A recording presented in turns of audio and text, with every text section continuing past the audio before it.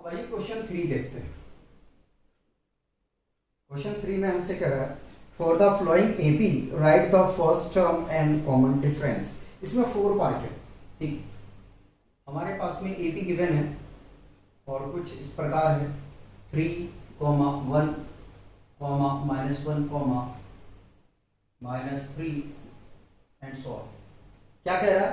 कह रहा है कि फर्स्ट टर्म और कॉमन डिफरेंस आप निकालो, ठीक है। सॉल्यूशन करते हैं और लिखते हैं एपी क्या गिवन है, तो 3, 1, -1, -3, ठीक है। A1, A2, A3, A4, ठीक है। ये मैंने रिप्रेजेंट कर दिया, ठीक। तो A1 किसके इक्वल में होता है? A के, ठीक है। तो A1 इज इक्वल टू कितना आ जाएगा? 3, यानी कि फर्स्ट टर्म कितना है? 3। कॉमन डिफरेंस कैसे निकालते हैं? तो D equal to A2 minus A1। A2 देखें तो 1 -3 विच इज इक्वल टू -2, ठीक है। तो ये हमें निकालने के लिए बोला गया था कि आप फर्स्ट टर्म और कॉमन डिफरेंस निकालो, ठीक है।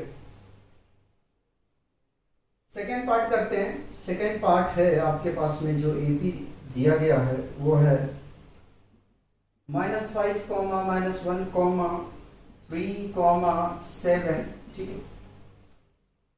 तो सॉल्यूशन करेंगे। A1 is equal to A होगा, तो A1 क्या है? -5। अब निकालो कॉमन डिफरेंस, तो क्या होता है? A2 माइनस A1 होता है। A2 क्या है? -1, ठीक है। और माइनस -5 A1 है। -1 माइनस प्लस 5 सॉल्व करोगे तो 4 आ जाएगा, ठीक है। तो फर्स्ट टर्म कितना आया है? फर्स्ट टर्म 5, कॉमन डिफरेंस कितना आया है? 4 आया, ठीक है। आगे बढ़ते हैं, थर्ड पार्ट देखते हैं, ठीक है। और फोर्थ क्वेश्चन में तो यार 15 पार्ट दिए हुए हैं इसमें, चलो कोई बात नहीं। थर्ड में एपी हमारे पास दिया गया है 1/3, 5/3, 9/3, 13/3 एंड सो ऑन, ठीक है। सॉल्व करो तो देखो ये है A1, ये है A2, ये है A3 और ये है भैया A4, ठीक है। क्या करोगे? फर्स्ट टर्म तो आसानी से लिख लो यार, A1 इक्वल टू A, तो A1 कितना है? 1/3। कॉमन डिफरेंस निकालने जाओगे A2 माइनस A1 होता है कॉमन डिफरेंस का फॉर्मूला। 5/3 माइनस 1/3 सॉल्व करोगे, एलसीएम लोगे 3 आ जाएगा। 5 - 1 विच इज इक्वल टू 4/3, ये आ गया कॉमन डिफरेंस, ठीक है। फोर्थ पार्ट देखो, फोर्थ पार्ट एपी गिवन है 0.6, 1.7, 2.8, 3.9 एंड सो ऑन। तो first term 0.6, common difference A2 minus A1, A2 जरा सा देखो 2 1.7 माइनस 0.6 सब्ट्रैक्ट करोगे 1.1, तो फर्स्ट टर्म और कॉमन डिफरेंस क्या आ गया? फर्स्ट टर्म आया 0.6, कॉमन डिफरेंस कितना आया है?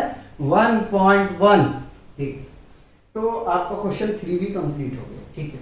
आइए जरा सब डिस्कस करते हैं क्वेश्चन 4, ठीक। इसमें हमें आराम से करना है, इसमें यार कुछ नहीं था, फर्स्ट टर्म निकालना था और कॉमन डिफरेंस निकालना था। बड़ा मजेदार का है, आप जरा सा देखिए, इसमें थोड़ा सा सरदर्दी होगा। कह रहा है which of the following are AP, कह रहा है इनमें से कौन एपी है। If they form an AP, यदि फॉर्म कर रहा है AP, find the common difference and write 3 more term.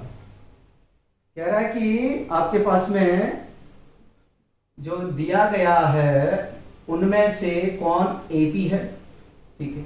अगर एपी है, ठीक है, तो 3 आपको और उसके नेक्स्ट टर्म लिखना है, ठीक है।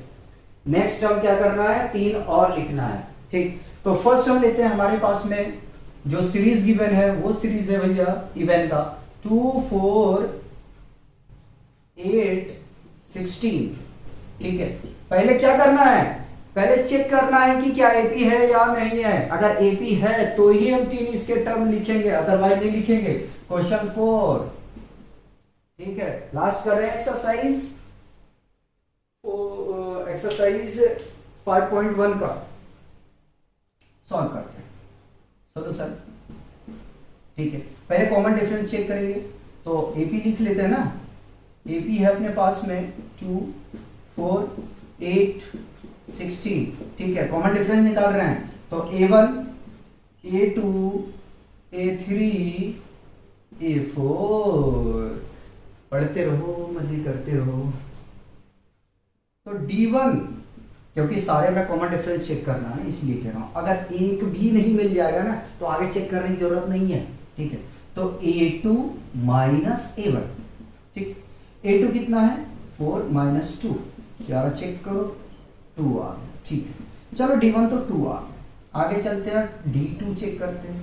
A3 माइनस A2, A3 कितना है 8 माइनस 4, कितना आ जाएगा 4।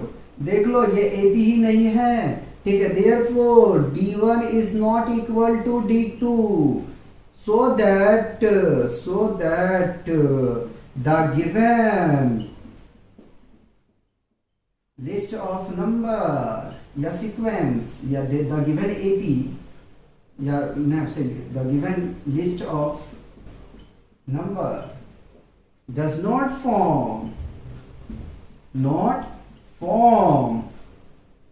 an AP। ठीक है, AP नहीं बना रहा है, जब नहीं बना रहा है तो 3 टर्म क्यों लिखे, है कि नहीं। अगर AP ही नहीं बना रहा तो क्यों लिखे 3 टर्म, लिखने का कोई मकसद ही नहीं है।